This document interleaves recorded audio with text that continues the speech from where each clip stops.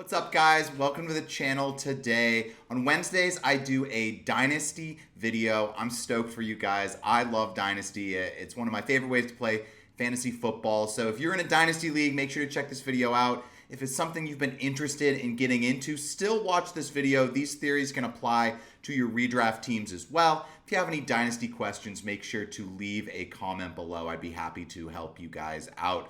But the topic today is just going to be some great value trades to make in Dynasty right now. I'm going to go over a couple wide receivers, a running back, and a tight end. So let's get today's video kicked off with the first player I'm going to be talking about, and that's going to be Terry McLaurin. Terry McLaurin's been one of my favorite players in the league over the last 4 or 5 years. You could tell this guy has all of the talent to be a great wide receiver for your fantasy football team. He just went through some struggles at the quarterback position, but this year, man, it is really starting to click with Jaden Daniels under center, or in shotgun if you watch them play. But for Terry McLaurin, I still think he's just a little underrated. He is on the older side, but let's not forget he came into the league at an older age.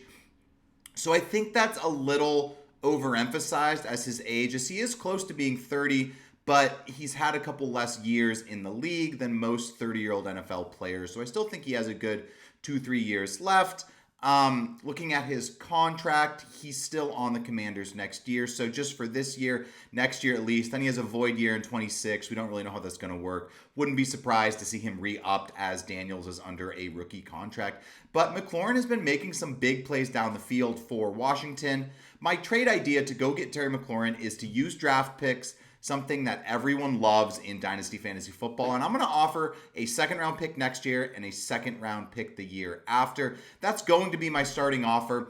I would be willing to toss in some sort of prospect player, maybe toss in a third on top of this to get the deal done. But if you're looking for a solid player to be a starter for your fantasy team, I think Terry McLaurin is a great value for you to go target. Next is going to be a player very similar to Terry McLaurin, someone who's had some up and downs to his career, mostly due to quarterback play. But that's going to be Diontae Johnson, wide receiver on the Panthers.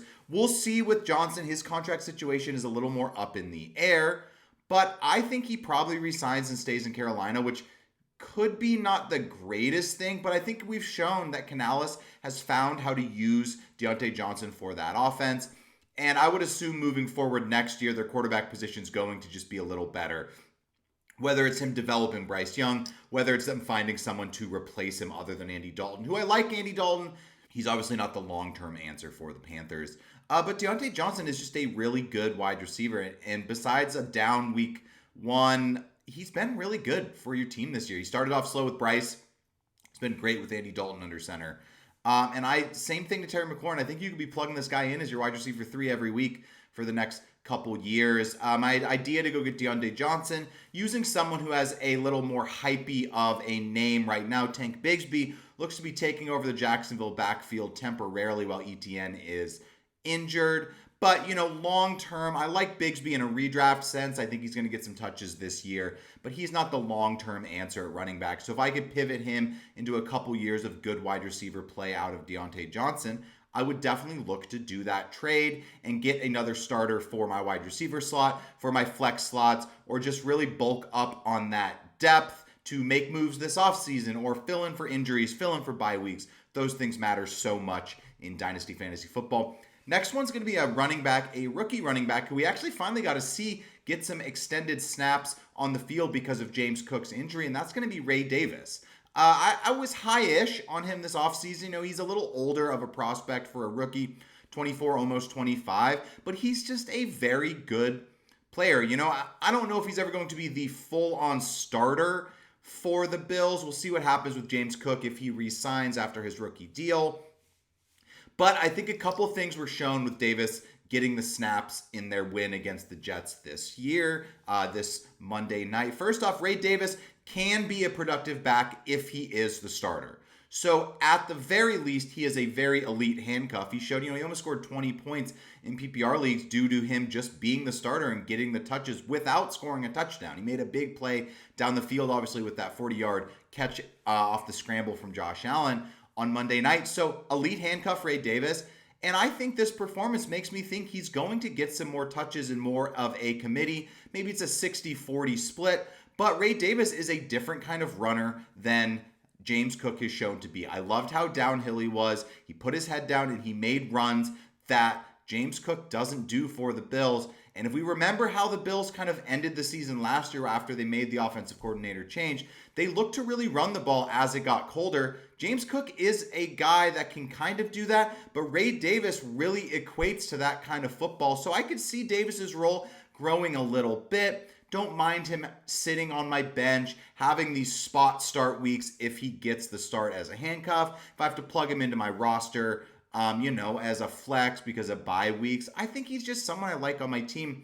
My trade idea here is to trade Alec Pierce, someone who's very boom bust from the wide receiver position, to get someone I think is a little more stable and someone I'd rather just sit on my roster and let him grow over the next couple years. It's just not an expensive player to acquire, so I think it's a good value trade.